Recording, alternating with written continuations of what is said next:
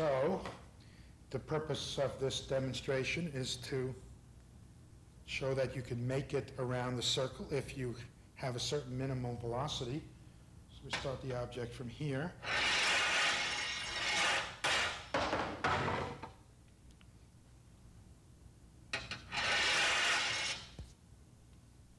Ta-da! Of course, this requires unusual dexterity, and fortunately,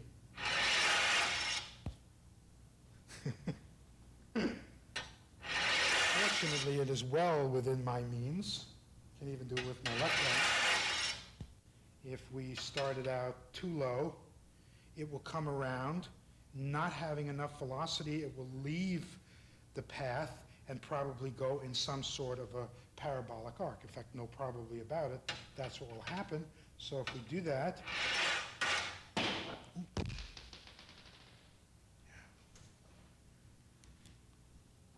that actually worked rather well. You do it again? Starting from about here, looks like it leaves about there and goes in a parabolic arc like so. How's that? Rotate this to show the effect of rotation on the flame. And interestingly enough, we notice that the flame may be counter to expectation, points in rather than out. And I'm going to do it faster.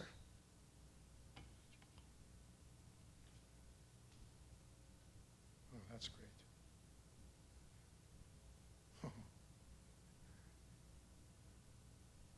that's terrific.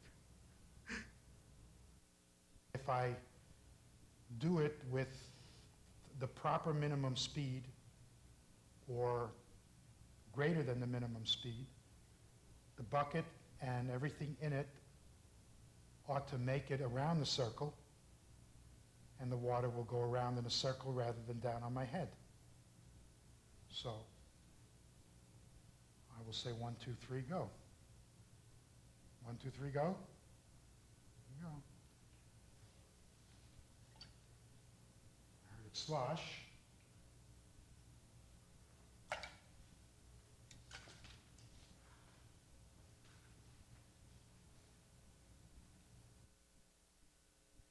And so the principle here, the law of conservation of energy, the pendulum should swing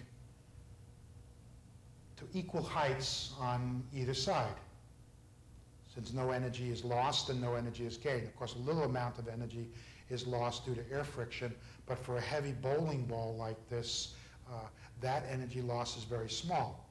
So to demonstrate this, we lift the pendulum a given amount on one side, and it should come back to exactly the same position when it comes back. I'm going to do it again. So once again, we pull it up.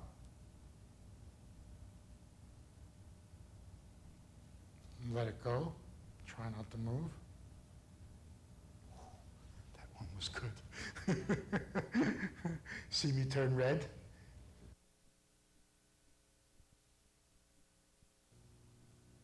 Conservation of momentum. 1 unit of momentum.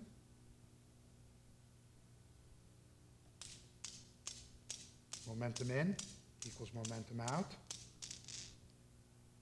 This will be 0 units of momentum inputted, +1 and -1. In, out, momentum's conserved. Let's try 2 and 1.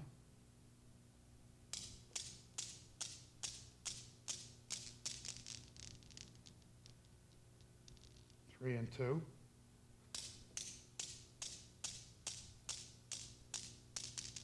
How about 4 and 1?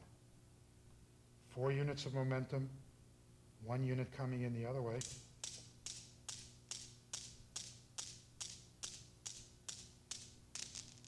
That one's worth doing again.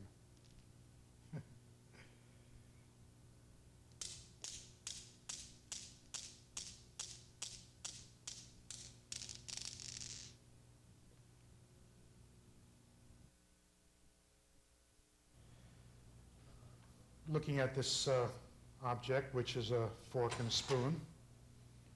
Center of mass of this object is somewhere in this region.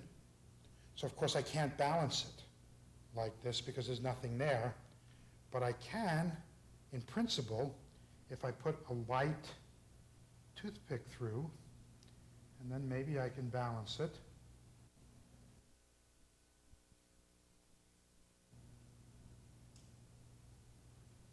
Okay?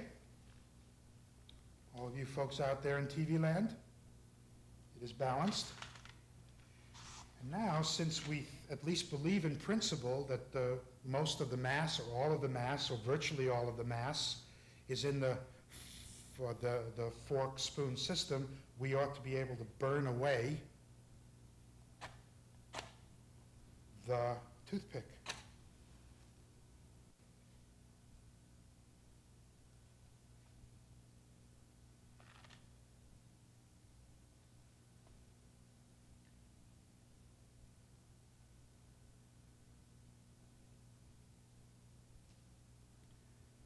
So as the toothpick burns away, since the mass that's disappearing is such a small part of the system, the balance point should not change, and we see that it doesn't. And unless it burns past the contact point, it should remain stable.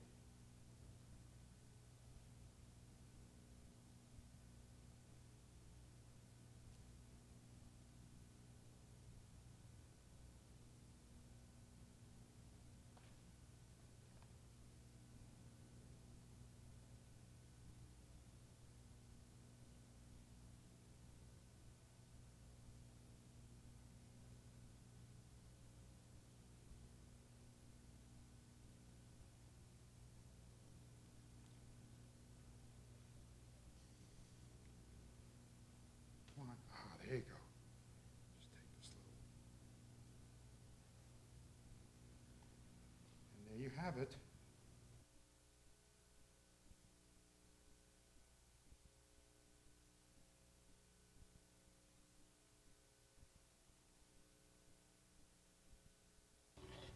So here we have an irregular object, and we want to find the center of mass.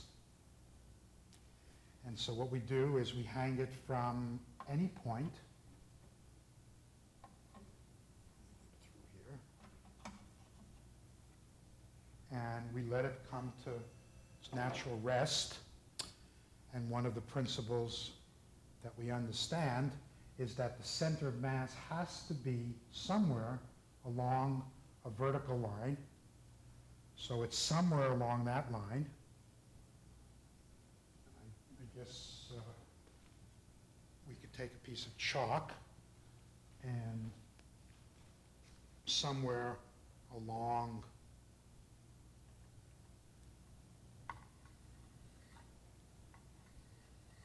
that line, and then we hang it from any other point.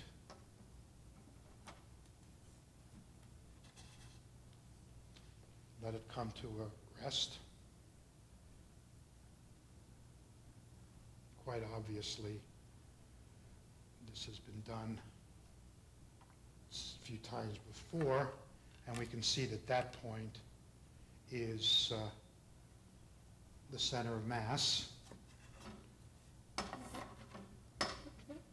least that's the way it looks, and indeed one can see that is the center of mass point.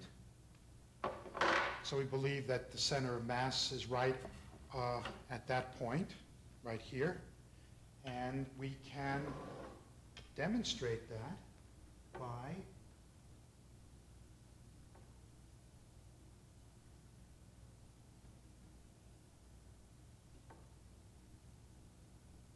putting it right over the hole.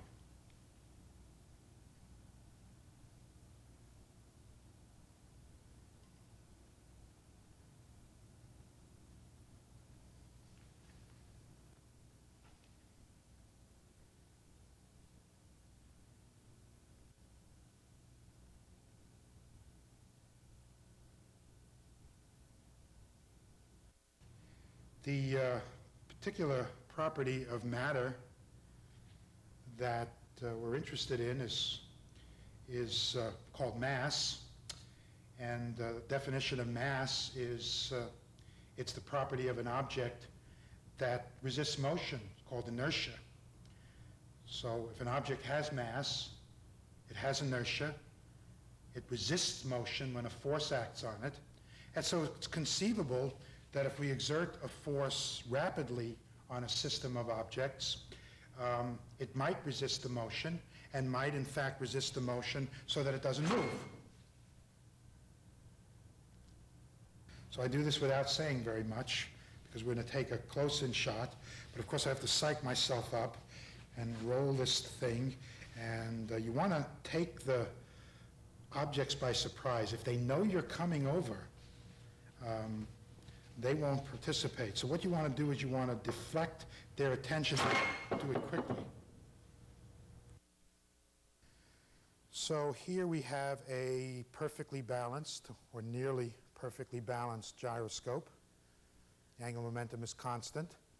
There is no net torque on the system. But if we put an extra weight, which will clearly be unbalanced out here or anywhere else, that will create an external torque, which will cause the angular momentum to change. And quite clearly, we can see the angular momentum changing. It's called precession. The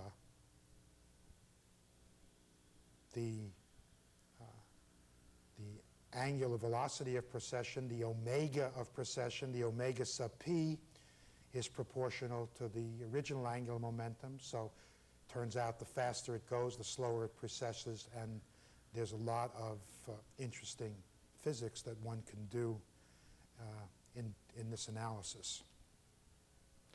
If we put the weight on the other side, to no one's surprise, it precesses in the opposite direction because the unbalanced torque is in the opposite direction. I'm not sure I can do that without breaking it, so I'll just lay it right there. It goes the other way around.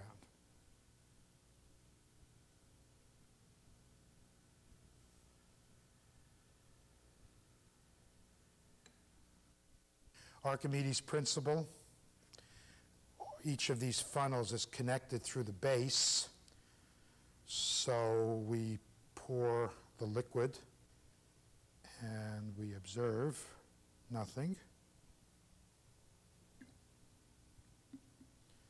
There it comes.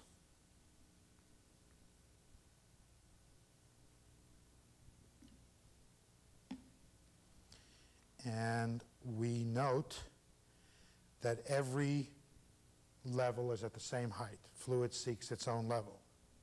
The reason for that is that the pressure at each one of the lower points only depends upon the height, and the pressure must be the same across the base, so the fluids all reach the same level.